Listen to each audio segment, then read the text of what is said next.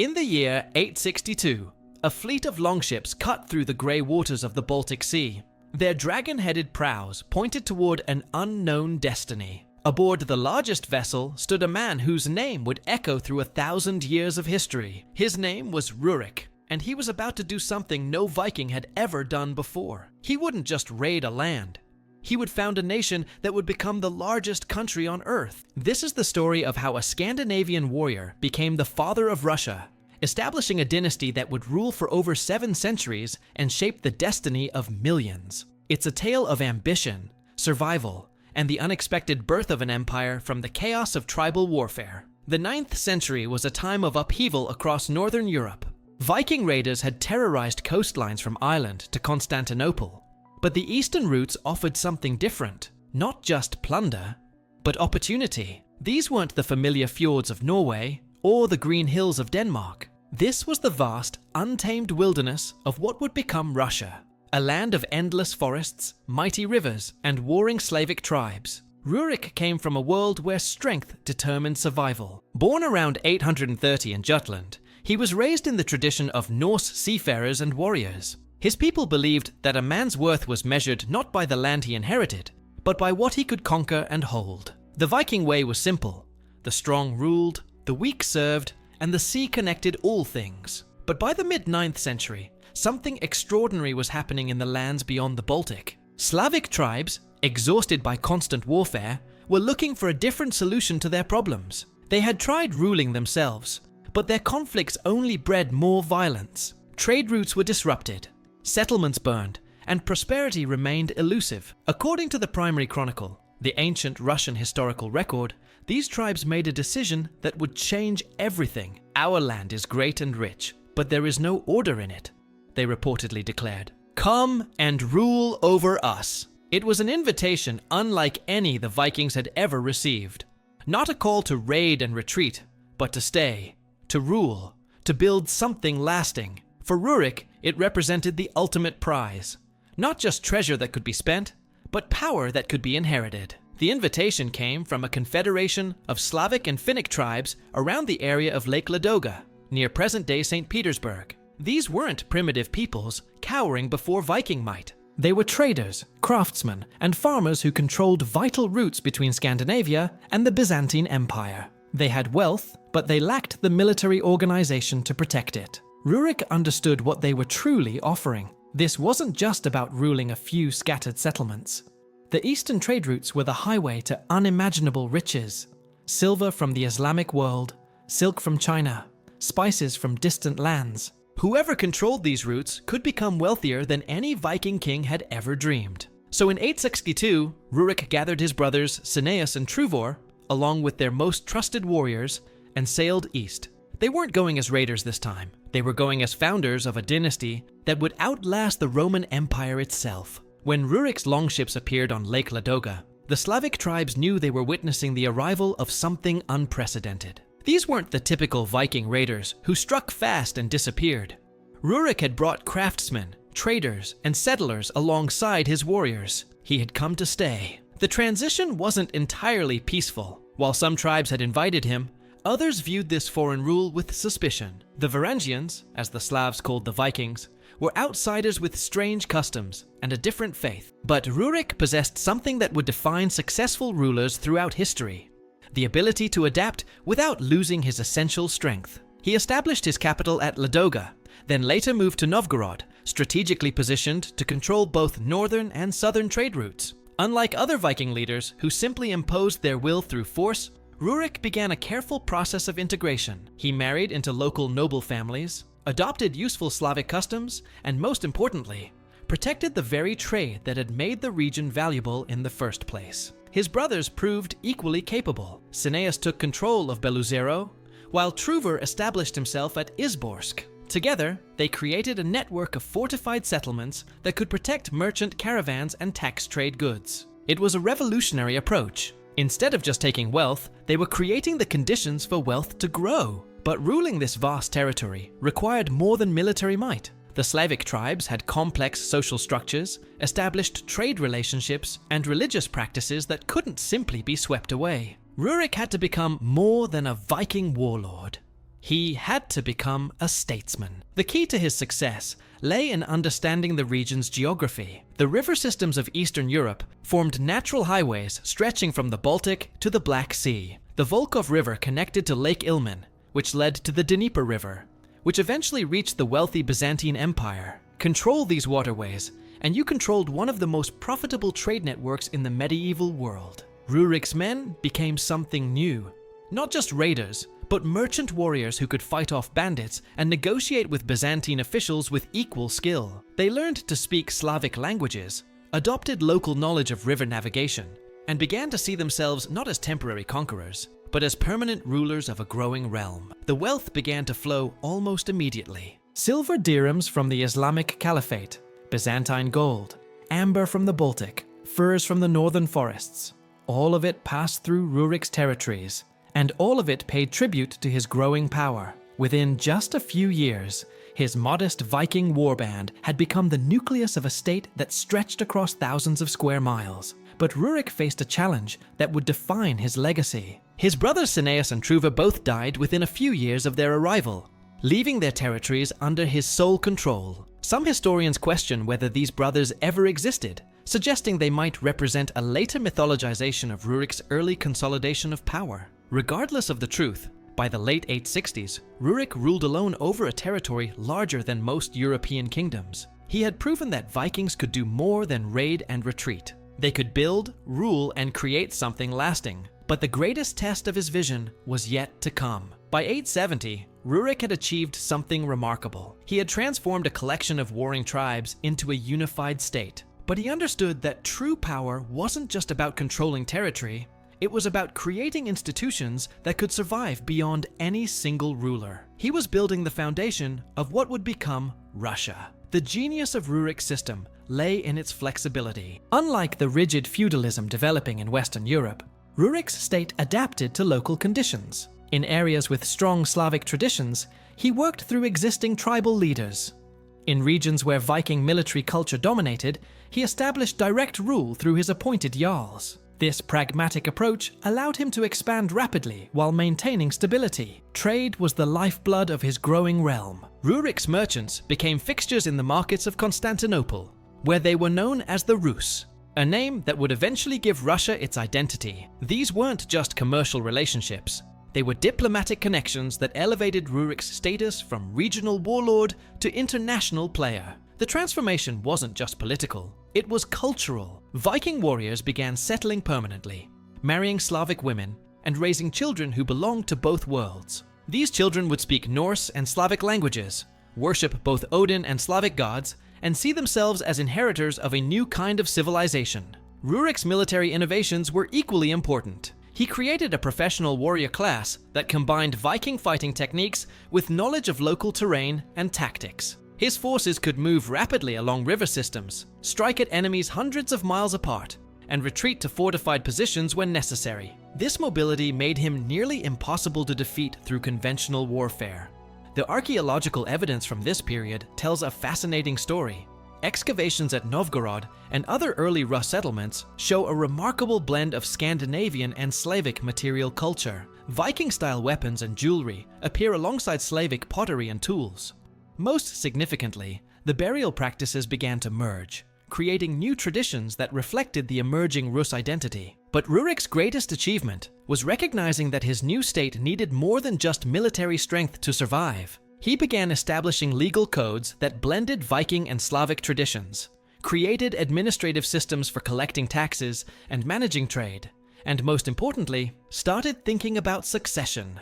Unlike many Viking leaders who died in battle, Rurik was planning for a future he might not live to see. He understood that his realm's survival depended on creating institutions that could function regardless of who led them. This long-term thinking would prove crucial as his health began to decline. The establishment of Christianity among the Rus was still generations away, but Rurik laid the groundwork for cultural synthesis that would make that transformation possible. By allowing religious tolerance and encouraging intermarriage, he created a population that was already accustomed to blending different traditions. His economic policies were equally forward-thinking. Rather than simply extracting wealth from his territories, Rurik invested in infrastructure. He improved river navigation, established secure trade routes, and created incentives for craftsmen and merchants to settle in his cities. This approach generated far more long-term wealth than traditional raiding ever could. By the late 870s, Rurik's realm extended from the Baltic Sea to the approaches of Kiev. He controlled the most important trade routes between northern Europe and the Byzantine Empire,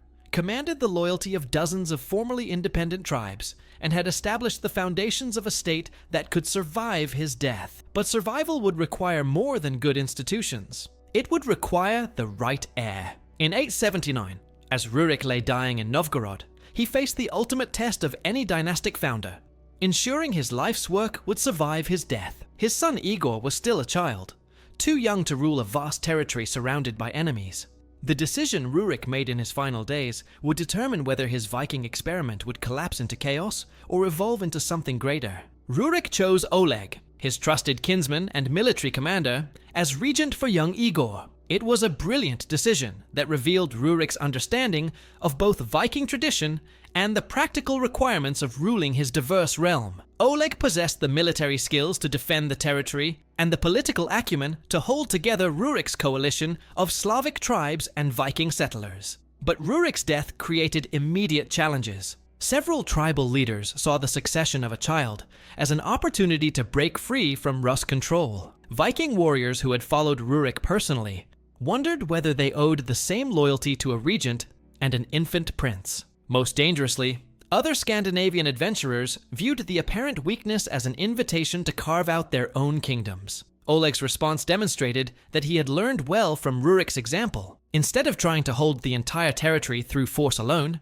he made a strategic decision that would transform the nature of Rurik's legacy. In 882, Oleg moved south with Igor and a powerful army, targeting the wealthy city of Kiev. Kiev was ruled by Askold and Dir, two Vikings who had established their own principality along the Dnieper River. They controlled the southern portion of the route to Constantinople and had grown wealthy from trade and tribute. But they lacked the institutional strength that Rurik had built in the north. Oleg's conquest of Kiev wasn't just a military victory, it was a masterstroke of state building. By uniting the northern and southern sections of the trade route under a single ruler, he created what historians call the foundation of the Kievan Rus estate.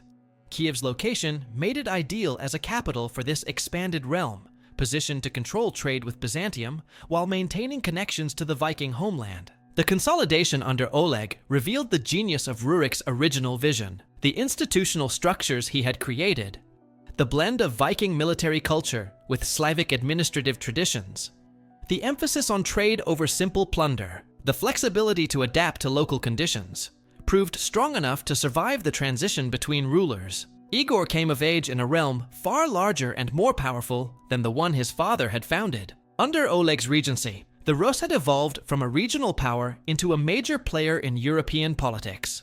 They conducted diplomatic missions to Constantinople, signed trade agreements that were recorded in Byzantine chronicles, and commanded respect from other medieval rulers. The cultural transformation continued as well. The second generation of Rus, the children and grandchildren of Rurik's original settlers, were fully integrated into the Slavic population while maintaining their distinctive warrior identity. They spoke Slavic languages as their mother tongue, but preserved Norse naming traditions and military customs. They were becoming something new, neither purely Viking nor purely Slavic, but authentically Rus. This cultural synthesis would prove crucial for the realm's long-term survival. When Igor finally took personal control of the kingdom, he ruled over a population that saw itself as unified despite its diverse origins. The institutional framework Rurik had created had evolved into something stronger than the sum of its parts. But the true test of Rurik's legacy was still to come. The political entity he had founded would face invasions, civil wars, religious transformation,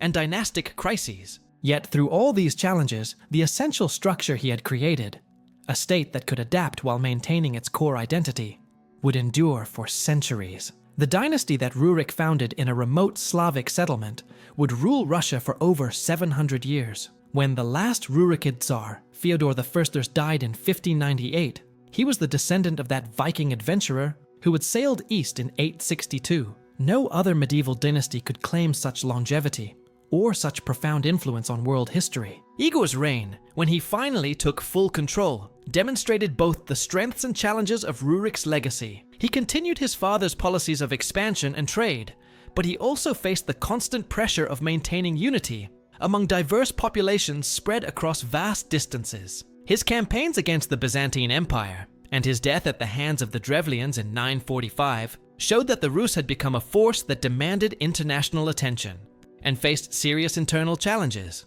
The transformation became complete under Igor's son, Sviatoslav, and grandson, Vladimir the Thurus. Sviatoslav was a warrior prince who embodied the Viking martial tradition while ruling over an increasingly Slavicized population. So Vladimir made the crucial decision to adopt Christianity as the state religion, completing the cultural synthesis that Rurik had begun. The Viking gods gave way to Orthodox Christianity, but the institutional structures and political traditions established by Rurik remained intact. The Kievan Rus that emerged from this transformation was recognizably descended from Rurik's original principality, yet it had become something uniquely Russian. The legal code, known as the Ruskaya Pravda, combined Scandinavian legal traditions with Slavic customs and Byzantine influences. The military maintained the Viking emphasis on mobility and river-based operations, while incorporating new technologies and tactics. Most importantly, the state continued Rurik's tradition of pragmatic adaptation to changing circumstances.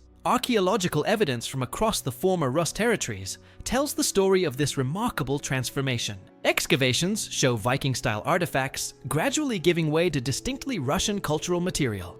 But the change was evolutionary rather than revolutionary. The political and economic structures Rurik had established provided continuity through centuries of cultural change. The impact extended far beyond Russia itself. The trade routes Rurik had secured and expanded became permanent commercial highways linking Northern Europe with the Byzantine Empire and the Islamic world. The diplomatic relationships his successors maintained with Constantinople influenced European politics for centuries. The military techniques developed by the Rus affected warfare across Eastern Europe. Perhaps most significantly, Rurik had proven that the Viking expansion could create lasting political structures. While other Viking ventures remained episodic raids or temporary conquests, the Rus state demonstrated that Scandinavian military and commercial skills could be combined with local traditions to create stable, prosperous societies. The irony of Rurik's legacy is that his greatest success lay in creating something that eventually transcended its Viking origins. By the time of the Mongol invasions in the 13th century,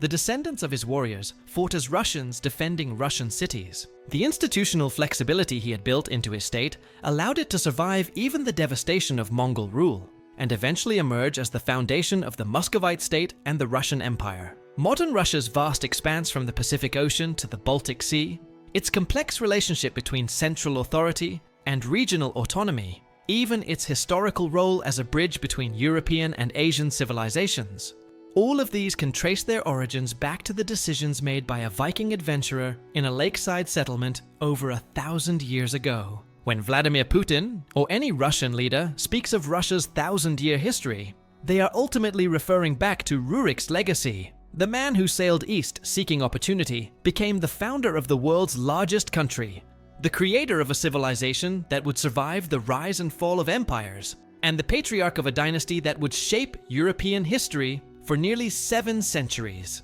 This is the extraordinary story of Rurik, the Viking who didn't just raid a foreign land, but founded Russia itself. His legacy reminds us that sometimes the most profound historical changes come not from those who sought to preserve the past, but from those bold enough to create something entirely new.